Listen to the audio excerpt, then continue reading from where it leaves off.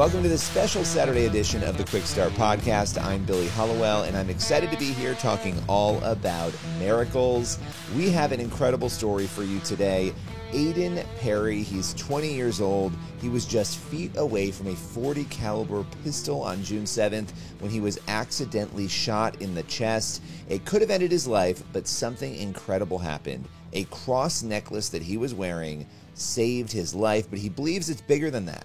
He believes it was God himself who stepped in to protect him. We're going to tell that story today as part of a campaign around our new film, Investigating the Supernatural Miracles. This is a documentary where I had the chance to travel the country telling incredible miracle stories, and not just telling them, but showing them, investigating them, giving you the evidence, and letting you choose what you believe to be true. You can head on over to cbn.com/supernatural to check out that film. With no further ado, let's hear Aidan Perry describe his story. Aidan, appreciate you taking the time and coming on with us today. You have an incredible story, a crazy story of survival. The fact that you're even sitting here right now, I think is miraculous. But let's sort of go back a couple of weeks. You were with a friend, a gun went off, you were shot. Take us through what happened. Yeah, I went over to a friend's house to catch up. Hadn't seen him in about a year. I went over, there was guns out. I didn't feel comfortable myself. Probably would have never been there if there was, if I had known there was guns there. But I go in, he gives me a quick tour of his place. It's a new place. I wasn't even there for 5 minutes. I walk back in the kitchen and he's got the gun in his hand. I'm asking if the safety's on the gun. They kind of joke around with it, kind of saying I'm scared. And then I kind of back away a little bit and he aims the gun at me and he pulls the trigger. Yeah. Wow. Okay, so the trigger is pulled. I know it's probably hard to think about what was going through your mind in those moments. You said you were nervous. You were sort of letting that be known. Do you remember what you were thinking in that specific moment when the gun deployed? Oh my gosh, so many things. From am I gonna die? I need to see my family. Of course, the main thing was getting me somewhere that I can get taken care of. Just thinking, God, please don't let me die.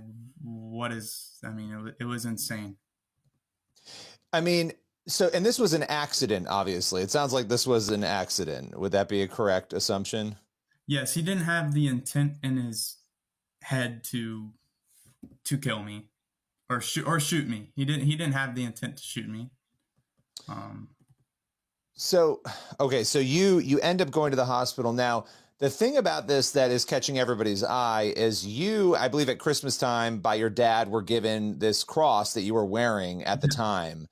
Now, this cross, anybody who's worn a necklaces move around, right? So the idea that this necklace would have been positioned in the exact place where the bullet hit shocked me, because the necklace essentially saved your life. Talk a little bit about that.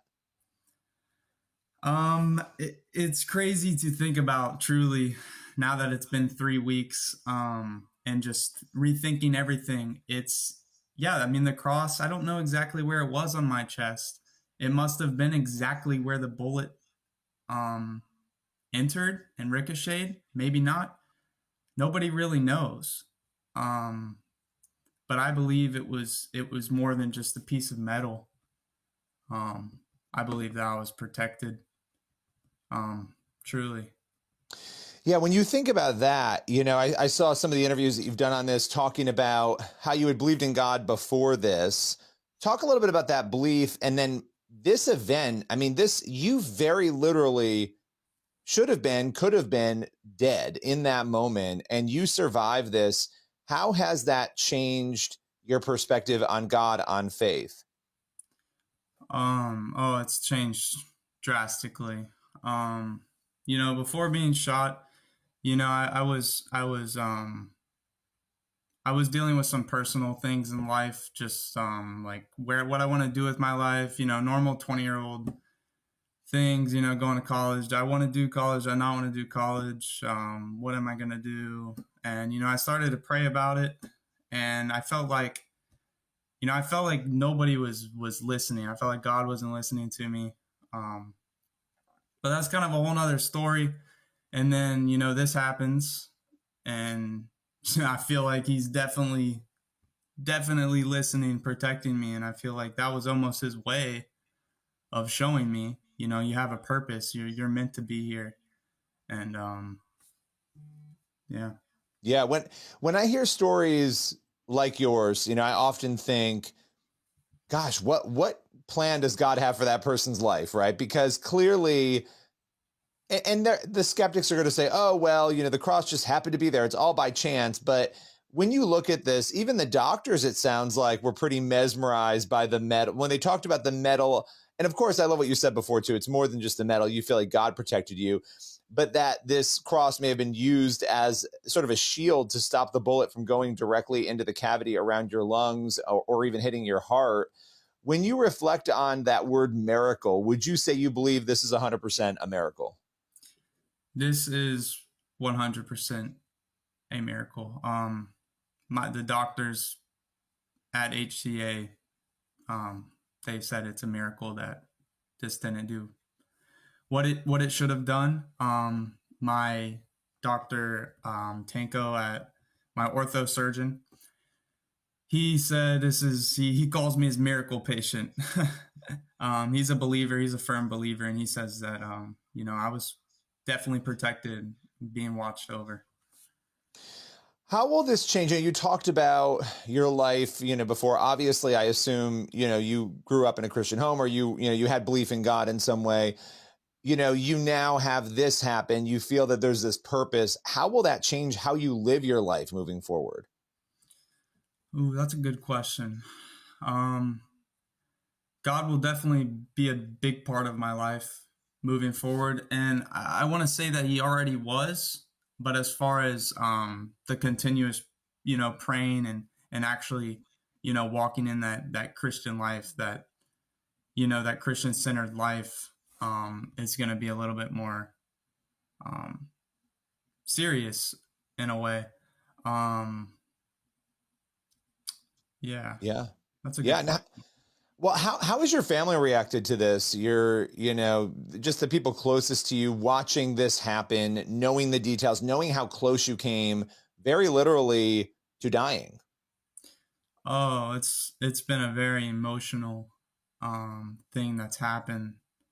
My father's been really, really going through it emotionally, but also very thankful. Everybody's so thankful and grateful that God stepped in and did what he does. Because honestly, I shouldn't. I don't want to say I shouldn't be here right now talking to you, but I believe that without God, I wouldn't be. Yeah, I mean, okay, so, and we're not putting the power in that medal and that cross. I do want to talk about it though, because it is interesting. You got that for Christmas, right? From your dad. Is that correct? The cross? Yep. So you think about, and I don't know from your dad's perspective, right? Had he not bought you that cross, I mean, God could have protected you in any other way he chose, right? But, he buys you this gift, you're choosing to wear it. It becomes part of the thing, according to the doctors, that obviously, and it looks like the cross is split in half, correct? Like the bullet actually split it in half. Yeah, actually, it was all the way together. It was still together until I got to the trauma center and they took it off of me. It was still together, and then it finally fell apart. Wow. So, I mean, has there been any conversation about that? Just like your dad's thoughts on, hey, if I hadn't bought that, I mean, if you hadn't gotten this gift at Christmas and you weren't wearing it, I don't know. It's an interesting detail to me in this story. Yeah, he's definitely thought about that. It's funny because that is the only gift that I asked for, was the cross necklace, and I ended up getting it, thankfully. Wow. And that replays in his head a lot too, and he's so happy that he got that gift, and he's grateful Yeah. too. What has your recovery been like? I know that obviously it's not, I'm sure there's pain. It's not a quick, easy thing, even though, it wasn't deadly, thankfully, but what has that been like for you physically? It's been a challenge physically, mentally too. Because I'm not normally like this. I'm usually in the gym every single day, um, living a normal life, but I'm gonna be in this fracture cast for quite a while, and the recovery is gonna be a climb. It's gonna be a long road, and we're not even sure if surgery's off the table yet. We're hoping that it is, and it's looking optimistic that I won't have surgery, but we're not completely sure yet. Yeah. Yeah. Well, that's something people can pray. If people are watching this, listening to this, they can pray for you on that. And, you've chosen to speak out and share your story too. What has motivated that? Because it's not always easy, for anybody to go out and talk to the media, but you've been willing to do that. Why have you been so willing? It's a good question. I think it's a miraculous story. And I think,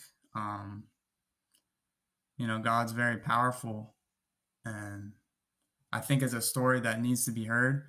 Um, there's a lot of people struggling out there, and this can inspire a lot of people to just, if something happens to you, just keep going. Don't stop, keep praying, believe in the power of prayer and the power of God.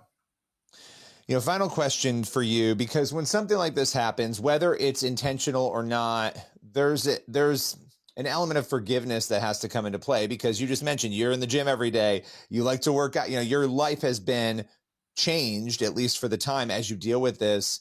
And it was a traumatic thing to go through. How have you dealt with the forgiveness element of this situation?